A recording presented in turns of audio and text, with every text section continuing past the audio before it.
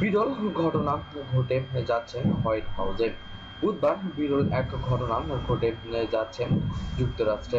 উত্তর কোরিয়ার সঙ্গে সৃষ্ট উত্তেজনা পরিস্থিতি নিয়ে ব্রিফিং করে এদিন হোয়াইট হাউসে। বিরল বা অস্বাভাবিক ঘটনা সেটা নয়। অস্বাভাবিক হলো এই ব্রিফিংয়ে প্রেসিডেন্ট ডোনাল্ড ট্রাম্প পুরো সিনেটকে তলব করেছেন। উত্তর কোরিয়ার সঙ্গে ক্রমবর্ধমান উত্তেজনাকে ট্রাম্প প্রশাসন কতটা জোরালোভাবে ও গুরুত্বের সঙ্গে নিয়েছেন এ থেকে তা প্রতীয়মান হয়। এরই মধ্যে দক্ষিণ কোরিয়া পৌঁছেছেন ১৫৪টি ক্রুজ ক্ষেপণাস্ত্র বাহী যুক্তরাষ্ট্রের ডুবোজাহাজ বা সাবমেরিন ইউএসএ মেশিন গান। এতে উত্তর কোরিয়ার সঙ্গে যুক্তরাষ্ট্রের যুদ্ধ শুরু আরও একটি আলামত ফুটে উঠছে। আর এতে একের পর এক পারমাণবিক অস্ত্র ও ক্ষেপণাস্ত্র চুক্তির পরীক্ষা চালিয়ে উস্কানি দিয়ে যাচ্ছেন উত্তর কোরিয়া। সোমবার জাতিসংঘের নিরাপত্তা পরিষদ সদস্য দেশগুলোর রাষ্ট্রদূতদের সঙ্গে সাক্ষাৎ করেছেন আমেরিকার প্রেসিডেন্ট ডোনাল্ড ট্রাম্প। সেখানে তিনি জোর দিয়ে বলেন, উত্তর কোরিয়া গতি সম্পূর্ণ পারমাণবিক বোমা সমাধান করতে চায় যুক্তরাষ্ট্র। এ খবর দিয়েছেন ইংল্যান্ডের অনলাইন এক সংবাদ মাধ্যম।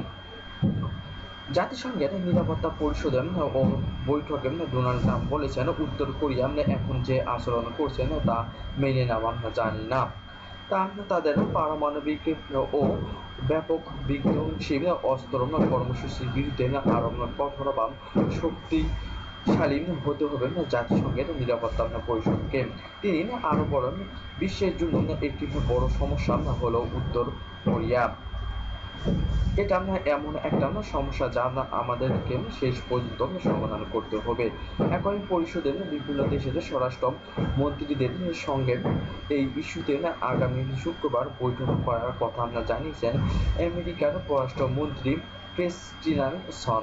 সেখানে তিনি আরও একবার উত্তর কোরিয়ার বিরুদ্ধে বিদ্যমান অবরোধ গুরুত্বপূর্ণভাবে বাস্তবায়নের আহ্বান জানান, অথবা পারমাণবিক অস্ত্র ও ক্ষেপণাস্ত্র পরীক্ষার বিরুদ্ধে নতুন পদক্ষেপ নেওয়ার আহ্বান জানিয়েছেন। এদিকে বুধবার সিনেটদের বিপ করে প্রতিরক্ষা মন্ত্রী জেমস ম্যাটিসন ও পররাষ্ট্রমন্ত্রী রেক্স টিলারসন পুরো সিনেটকে নিয়ে এমন ব্রিফিং অপ্রত্যাশিত নয়, তবে এটা হোয়াইট হাউসের হওয়া ঘটনা খুব বিরল। কর্মকর্তারা বলেন, এই ব্রিফিংয়ে হবেন হোয়াইট হাউসের আইজেনওয়াই একটি ভিডিস অফিস বিল্ডিংয়ে।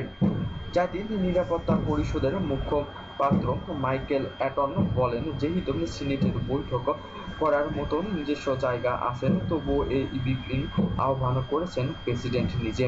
তিনি সিনেটের সংখ্যা শুরু নেতা এবং মিস মার্কেলকে এ বিষয়ে প্রস্তাব দিয়েছেন। মার্কেলেন তা মেনে নিয়েছেন, ফলে হোয়াইট হাউসের ব্রিফিং হবে। তবে মনে রাখতে হবে, এটা সিনেটের মিটিং, এটা হোয়াইট হাউসের কোনো মিটিং নয়। তবে কী কারণে হোয়াইট হাউসকে ব্রিফিংয়ের ভেন্যু বেছে নেওয়া হয়েছে সেটা এখনও পরিষ্কারভাবে নিশ্চিত করেনি। তবে আন্দাজ করা যায়, উত্তর কোরিয়ার বিষয়টিকে কতটা গুরুত্বের সঙ্গে নিচ্ছেন ডোনাল্ড ট্রাম্প এই ব্রিফিংয়ে তা প্রমাণ হয়েছে আবারও। তবে পররাষ্ট্রমন্ত্রী টিলারসন যে বক্তব্য রাখবেন তাতে সোমবার পর্যন্ত জানতে পারেনি স্বরাষ্ট্র মন্ত্রণালয়। ওইদিকে জাতিসংঘে নিযুক্ত মার্কিন যুক্তরাষ্ট্রের রাষ্ট্রদূত নিকি হ্যারিসের কাছে জানতে চাওয়া হলে পিয়ংইয়ং যদি আরও পারমাণবিক পরীক্ষা চালায় তাহলে যুক্তরাষ্ট্র কী করবে। নিকি হ্যালি জবাবে এনসিবি নিউজকে বলেছিলেন, আমি মনে করি তখন প্রেসিডেন্ট নিজের পদক্ষেপ নেবেন। তিনি কি করতে হবে সে সিদ্ধান্ত প্রেসিডেন্ট নিজেও নেবেন। সোমবার তিনি বলেন, উত্তর কোরিয়ার সঙ্গে যুদ্ধ করতে চায় না যুক্তরাষ্ট্র।